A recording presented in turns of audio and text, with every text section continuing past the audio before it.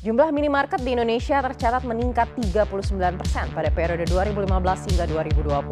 Berdasar Biro Monitor Internasional, jumlah gerai minimarket di tanah air tercatat naik dari 26.102 pada tahun 2015 menjadi 36.146 gerai pada tahun 2020. Pernahkah terlintas di benak kalian ketika melihat gerai Alfamart dan Indomart itu selalu berdampingan satu sama lain?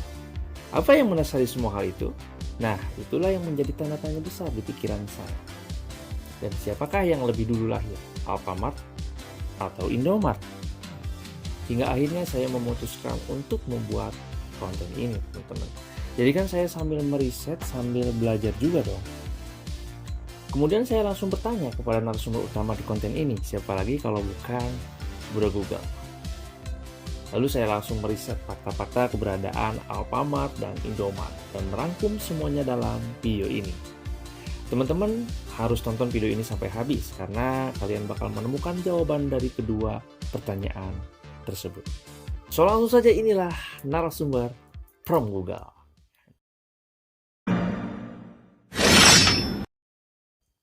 Hadirnya toko modern atau bisa dibilang minimarket di berbagai daerah telah menjadi ciri sebuah perkotaan dan gaya hidup. Dan itu memudahkan kita dalam berbelanja kebutuhan sehari-hari, bahkan mempermudah kita juga dalam melakukan pembayaran-pembayaran atau transaksi-transaksi seperti bayar listrik, BPJS, top up untuk berbagai macam aplikasi yang sering digunakan para kaum milenial saat ini.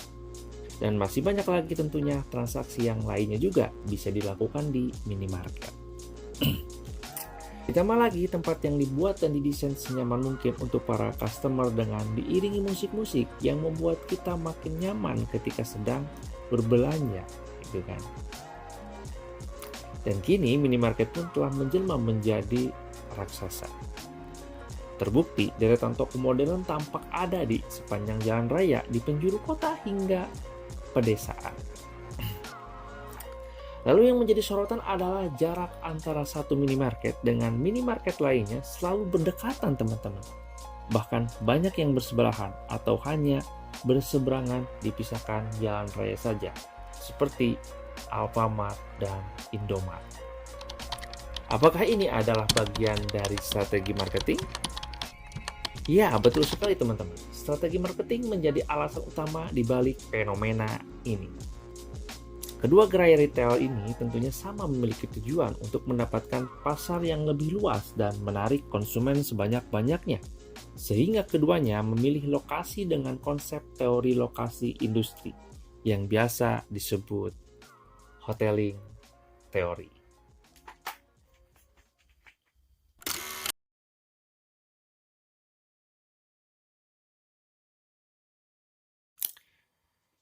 Teori hoteling adalah salah satu teori yang digunakan untuk menentukan suatu lokasi yang strategis bagi produsen, teman-teman.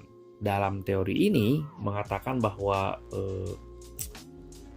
konsumen lebih cenderung melakukan perdagangan dengan produsen apabila jarak lokasi konsumen dan produsen saling berdekatan.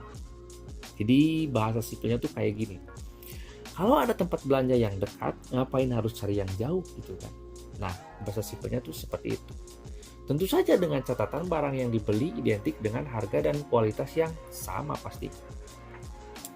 Teori ini juga menjawab kenapa dua minimarket yang saling bersaing justru berada bersebelahan dan tidak saling berjauh-jauhan. Apa nggak konflik? Jawabannya enggak, cuy. Nah, untuk lebih menjawab rasa penasaran kita, mungkin ilustrasi ini bisa membuat kita makin mengerti tentang teori tersebut. Jadi gini, teori hoteling secara sederhana dijelaskan seperti contoh berikut. Ada sebuah pantai yang berpasir putih dan berair laut yang sangat amat jernih, gitu kan. Karena keindahan tempat itu, dalam waktu tak beberapa lama pantai itu menjadi pusat tujuan wisata yang menyenangkan. Sehingga banyak orang berlibur ke sana, gitu kan. Nah, melihat kesempatan terbuka lebar kayak gitu, katakanlah A dan B gitu kan, dua pedagang es krim berencana untuk berjualan es krim dengan gerobak dorongnya ke sana gitu kan. Nah, gini, "Mas, kamu di ujung pantai sana ya, aku di ujung sini. Biar pembeli nanti belanjanya ke kita berdua aja," kata si A kepada si B. "Oke," jawab si B. Maka secara teori, si A akan mendapatkan 50% calon pembeli dan B juga mendapatkan 50% juga, ya kan? Nah, pada suatu ketika si A menggeser dagangannya sedikit ke tengah pantai karena ia melihat banyak orang di sana dan pilihan lokasinya yang baru sangatlah tepat. Es krimnya laku lebih banyak dibanding biasanya, cuy. Tanpa disadari oleh si A, ia membesarkan potensi pasar yang dimilikinya dan mengecilkan potensi pasar milik si B. Namun, lama-lama si B mikir, kenapa aja digede ya dagangannya gitu kan? Jangan-jangan tempatnya yang baru membawa hoki. Akhirnya si B memutuskan jualan di dekat si A karena ia berpikir di tempat itu membawa hoki lebih besar dibanding tempatnya sekarang. Jadi sekarang si A dan si B saling berdekatan berjualannya. Bisa ngobrol-ngobrol juga tanpa takut target pasarnya mengecil gitu kan. Kenapa bisa seperti itu? Apakah karena tempatnya yang membawa hoki? Bukan, coy. Bukan sama sekali. Tapi karena di tempat itu potensi pasarnya paling besar jika dibanding di area lain di pantai itu. Nah, potensi pasar si A dan si B sama-sama 50%. Ya kan? Karena A menggeser posisinya ke tengah, maka potensi pasar si A membesar menjadi lebih dari 50%. Yaitu dari pantai sebelah kiri adalah target pasarnya. Demikian pula sebagian di sebelah kanannya yang tadinya itu adalah pasar si B menjadi mengecil gitu kan. Karena dimakan oleh si A. Satu-satunya cara agar pasar B kembali ke semula adalah mendekati si A, di mana itu adalah posisi tengah pantai. Sehingga A mendapatkan target pasarnya 50% dari kiri pantai hingga ke lokasinya. Dan si B juga mendapatkan 50% dari kanan pantai hingga ke lokasinya. Jadi kalau sekarang teman-teman melihat letak Alfamart dan Indomart sebelahan gitu kan, sudah paham kan kenapa alasannya. Dan seperti itulah analogi ilustrasi kisahnya gitu kan.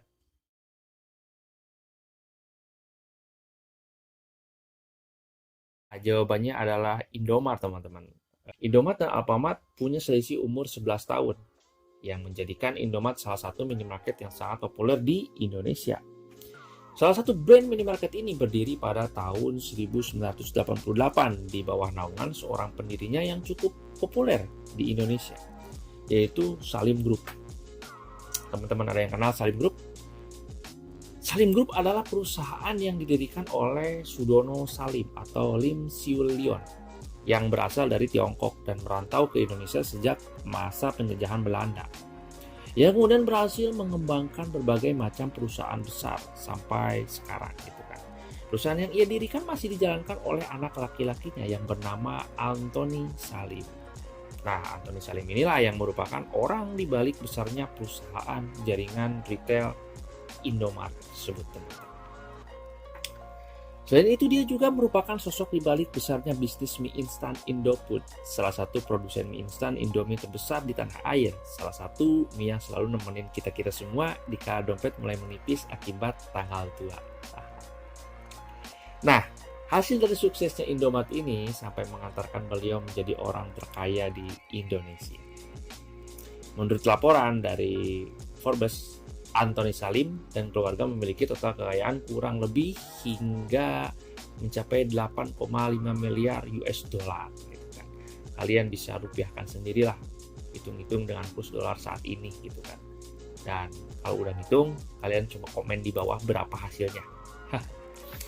Nah, untuk PT Sumber Alvaria Trijaya Tbk atau yang lebih kita kenal sebagai Alfamart, ini merupakan anak usaha dari Sigmantara Alfindo. Alfamart didirikan oleh Joko Susanto pada tahun 1999. Saat ini, Alfamart memiliki lebih dari 18.000 gerai di seluruh Indonesia dan kini berada di bawah pengawasan kedua anak Joko, yakni Penny Joko Susanto sebagai Presiden Komisaris dan Budi Joko Susanto sebagai Komisaris. Nah, berkat keberhasilan bisnisnya inilah nama Joko Susanto masuk dalam daftar orang terkaya di Indonesia. Ya.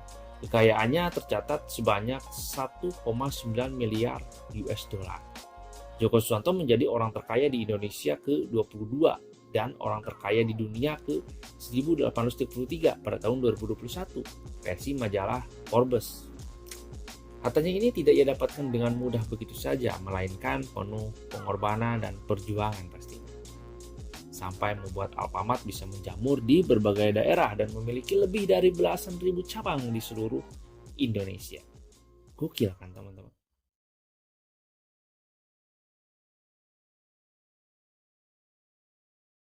Ketika kita membahas suatu hal, ya kan, pastinya akan ada dua sudut pandang yang berbeda. Nah, kita akan melihat sudut pandang dari maraknya atau mulai menyebarnya minimarket di berbagai daerah ini. Bisnis minimarket diperkirakan akan terus mengalami, ya kan, pertumbuhan untuk jangka panjang. Itu menunjukkan persaingan antara Indomart dan Alfamart sangatlah kuat, teman-teman. Seiring dengan potensi pasar dan permintaan masyarakat pastinya. Tapi, meskipun minimarket terbilang tidak terlalu besar, namun produk yang dijajakan cukup beragam dan lengkap. Lokasi yang mudah dijangkau dan suasana yang nyaman membuat tak sedikit masyarakat yang lebih memilih untuk berbelanja di toko modern tersebut. Namun, di balik kemudahan yang dirasakan masyarakat tersebut juga berdampak negatif bagi pemilik warung rumahan dan pasar tradisional, di mana para pelaku warung rumahan ini merupakan pengusaha kecil, ya kan? Pengusaha kecil. Akibatnya toko modern itu kerap disebut-sebut sebagai apa ya? Bisa disebutnya momok menakutkan, ya kan? Bagi sebagian besar pedagang rumahan seperti warung-warung kecil ataupun ya seperti saya bilang tadi pasar tradisional. Bukan tanpa alasan para pedagang kecil ini kehilangan konsumen mereka yang lebih memilih belanja di toko modern atau minimarket tersebut. Nah, gimana nih kalau teman-teman tipikal orang yang suka berbelanja di minimarket atau toko-toko kecil? Kalau misalkan lebih milih Indomaret sih, lebih terjangkau aja harganya. Alfamart. Layanannya lebih bagus. Boleh banget teman-teman bisa tinggalkan pendapatnya di kolom komentar pastinya, oke? Nah, so thank you banget udah nonton video ini sampai habis gitu kan. Semoga konten ini bisa memberikan wawasan baru atau bermanfaat buat kita semua. Sampai jumpa di konten selanjutnya. See you.